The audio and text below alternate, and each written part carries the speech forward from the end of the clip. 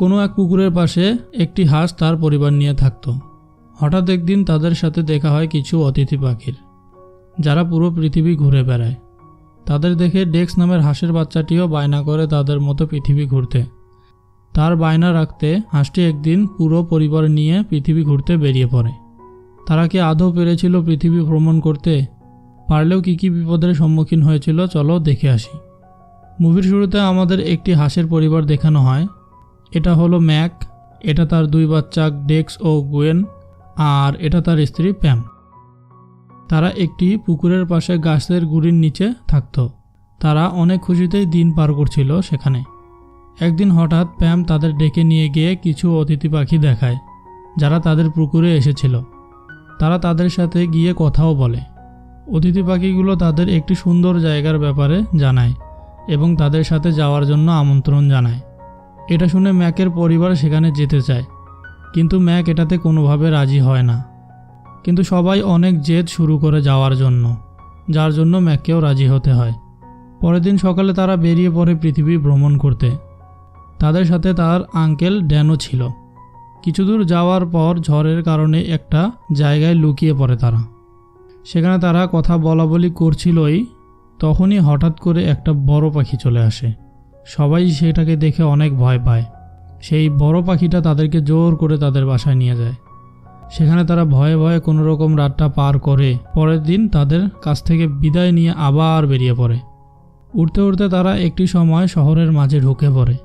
যেহেতু তারা আগে কোনো দিন বাইরে বের হয়নি, তাই তারা শহরের এত বড় বড় বিল্ডিং আর জঞ্জাটের মধ্যে দিয়ে ঠিকমতো উঠতে পারে না।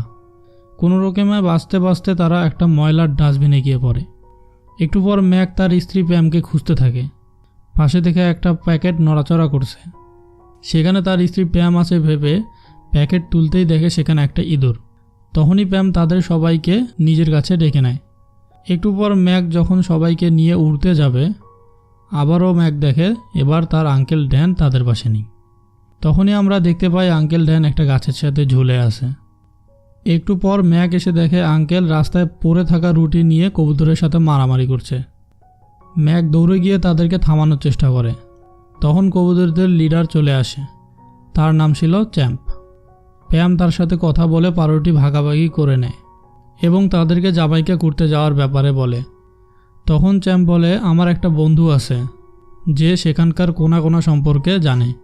তখন প্যাম বলে তাদেরকে তার বন্ধুর কাছে নিয়ে যেতে, যাতে করে তারা তার কাছ থেকে সাহায্য নিতে পারে। চ্যাম্পও তাদের নিয়ে যেতে রাজি হয়। কিছুক্ষণ পর চ্যাম্প তাদের শহরের মাঝে দিয়ে আবারও নিয়ে যেতে চায়, কিন্তু ম্যাক আবার সেই শহরের রাস্তা দিয়ে উঠতে চায় না। চ্যাম্প বলে, আমি আছি তোমাদের সাথে, এটা তো মাখনের মতো সহজ। এটা বলে যখন স্টাইল মেরে উঠতে যাবে, একটি বাস এসে চ্যাম্পকে উড়িয়ে দেয়। আবার চ্যাম্প ফিরে আসে, বলে আমি ঠিক আছি। এটা বলে উড়াল দিতে গেলে আবারও একই কাজ হয়। আবার ফিরে এসে উড়াল দিতে গেলে এবার তো সে বাসের হাত থেকে বেঁচে যায়, কিন্তু কোথাও থেকে একটি সাইকেল এসে তাকে উড়িয়ে দেয়। ম্যাক তার ফ্যামিলি নিয়ে শুধু দাঁড়িয়ে দাঁড়িয়ে দেখছিল চ্যাম্পের কাণ্ড কারখানা। এখানকার সিনটা ছিল দেখার মতো। এরপর চ্যাম্প তাদের একটা মাকাও পাখির কাছে নিয়ে যায়, কিন্তু সে খাঁচায় বন্দি ছিল। তাদের জামাইকা যেতে হলে প্রথমে মাকাও পাখিটাকেও মুক্ত করতে হবে। এটা ছিল একটি কুকের পাখি, যে খাঁচার চাবি সবসময় নিজের কাছেই রাখত। ম্যাক সেই চাবি চুরি করার জন্য কুকের রান্নাঘরে প্রবেশ করে। সেখানে কুক রান্না করছিল, আর তার পাশেই জ্যাকেটের পকেটে চাবি ঝুলছিল। ম্যাক ছোট ছোট পায়ে চাবির দিকে যেতে থাকে। হঠাৎ ম্যাক তার সামনে প্যামকে দেখে ভয় পেয়ে যায়। তারপর দুজন মিলে যখনই চাবি নিতে যাবে, তখনই ম্যাক ভয় পেয়ে প্যামের লেজটা ছেড়ে দেয়। এর ফলে দুজনই পড়ে যায় আর কুকও তাদের দেখে ফেলে। কুকের হাত থেকে কোনো রকম বেঁচে তারা খাঁচার তালা খোলার জন্য চলে আসে। ম্যাক অনেক চেষ্টা করেও তালাতে চাবি ঢুকাতে পারে না। এদিকে কুকও দৌড়ে আসছিল ঘরের দিকে। এমন সময় আঙ্কেল ড্যান পেছন থেকে ম্যাককে এক ধাক্কা দেয়। ধাক্কা দেওয়ার জন্য চাবি ম্যাকের পেটের ভেতরে ঢুকে যায়। বোঝো ব্যাপার, তালা খুলতে গিয়ে চাবিটাই খেয়ে নিল। এরপর আর কি, সবাই চাবি বের করার জন্য উঠে পড়ে লাগে। প্যাম, ডেক্স আর গুয়েন তিনজনে মিলে চাবি চাবি বলে আর ম্যাকের পেটের উপরে লাফাতে শুরু করলো। ততক্ষণে কুকও ঘরে চলে আসে আর সবাই সেটা দেখে লুকিয়ে পড়ে। কুক তাদের খুঁজে না পেয়ে চলে যেতেই যাবে, তখনই ম্যাকের হাতে থাকা বেলুনটা ফুটো হয়ে বাতাস বেরোতে থাকে। কুকও এটা শুনতে পায়।